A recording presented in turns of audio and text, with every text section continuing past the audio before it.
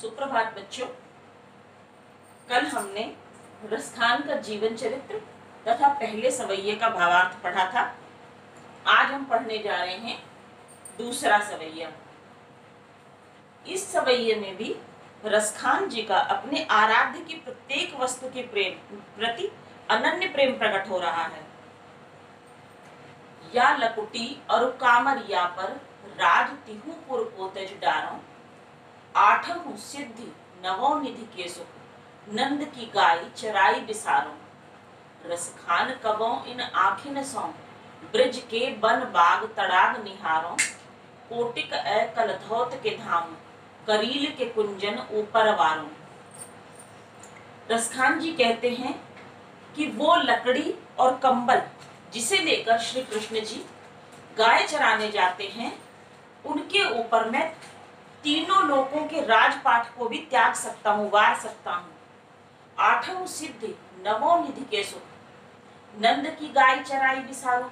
आठों सिद्धियों और नौ निधियों से प्राप्त होने वाले सुख को मैं नंद की गायों को चरा करके बिसरा सकता हूँ।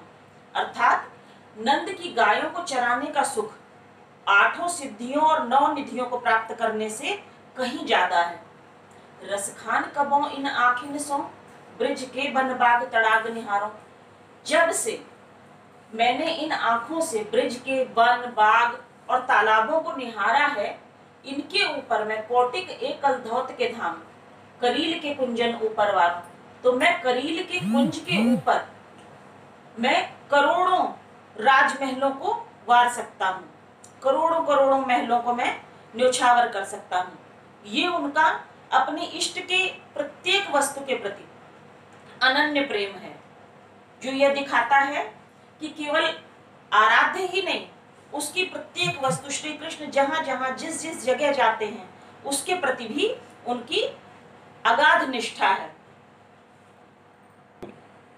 तीसरे सवैये में गोपियां श्री कृष्ण का वेश धारण करने, उनके द्वारा उपयोग की जाने वाली वस्तुओं को प्रयोग करके उनका वेश धारण करने की बातें कर रही हैं।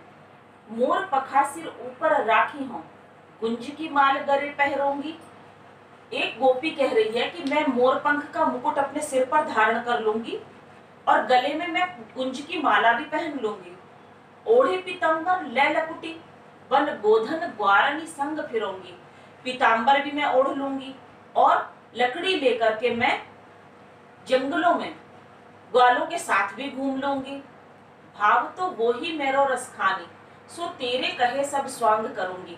मुझे तो वो कृष्ण इतना अच्छा लगता है कि मैं तेरे कहने से सारा स्वांग कर लूंगी। या मुरली मुरलीधर की अधरान धरी, अधरा न धरूंगी। और मगर मुरलीधर की धरी, अपने मुरलीधर ने इस मुरली को अपने अधरों से लगाया है, इस मुरली को मैं अपने अधरों पर नहीं लगाऊंगी। अर्थात ये कृष्ण की मुरली उनके अधरों पर लगी, अर्थात ये झूठी है, इसलिए मैं उसे अपने अधरों से नहीं लगाऊंगी। या दूसरा अर्थ इसका ये हो सकता है कि उस मुरली को गोपियां अपनी सौतन मान रही हैं, क्योंकि कृष्ण जी हर समय उस मुरली को अपने साथ लिए रहते हैं, जिसके कारण वो गोपियों से दूर हो जाते हैं। इसलिए गोपियां उस मुरली को अपने अधरों से लगाना नहीं पसंद कर रही हैं। चौथे सवैये में गोपियां कृष्ण की मुरली और मोहक मुस्कान के आगे खुद को बहुत ही विवश महसूस करती हैं, जिसको देख करके वो या उनकी मुरली की धुन को सुन करके वो अपने घरों के अंदर नहीं रह पाती हैं। कानन दे अंगुरी रही वो, जब ही मुरली धुनी मंद बजे हैं। गोपी कह रही है कि मैं अपने कानों में उंगली रख लूंगी जब कृष्ण जी मंद स्वरों में मुरली बजाएंगे, तो मैं उनकी मुरली को सुनूंगी नहीं, क्योंकि अगर मैं सुन लूंगी तो फिर मैं अपने आप को वश में नहीं रख पाऊंगी। मोहनी तानन सो रसखानी, अटा चढ़ी गोधन गए हैं तो गए हैं। भले ही कृष्ण जी अटारी के ऊपर चढ़ जाएं, छत के ऊपर चढ़ करके मोहिनी तान सुनाते रहे मुरली की, मगर मैं अपने कान बंद कर लूंगी। तेरी कहो सिगरे ब्रिज लोगनी, काली को कितनो समझाई है। भले सारे ब्रिज के लोग मुझे कल कितना भी समझाएं, मगर मैं उनकी मुरली की धुन को सुनना पसंद नहीं करूंगी, नहीं सुनूंगी। माई रिवा मुख की मुस्कान, संभारी न जय है न जय है न जय है। किंतु उनके मुख की वो मोहक मुस्कान अगर एक बार मैंने देख ली तो फिर मैं खुद को नहीं संभाल पाऊंगी और मैं किसी भी तरह से उनके पास पहुंच जाऊंगी। आज हमारा रसखान के सवैये पाठ पूर्ण होता है। इसके साथ ही मैं आपको रसखान के सवैये चारों सवैयों का भावार्थ भेज रही हूँ, उसे आप लोग अपनी फेयर कॉपी में नोट कर लेंगे। इसके साथ ही मैं आपसे ये भी कहना चाहती हूँ कि जिन बच्चों ने अभी तक अपनी फेयर कॉपी में काम पूरा नहीं किया है वो अपना कॉपी पूरी कर लें, क्योंकि एक दी हुई तिथि पर आप लोगों को अपनी फेयर कॉपियां स्कूल में भिजवानी हैं ताकि उन्हें जांचा जा सके। धन्यवाद।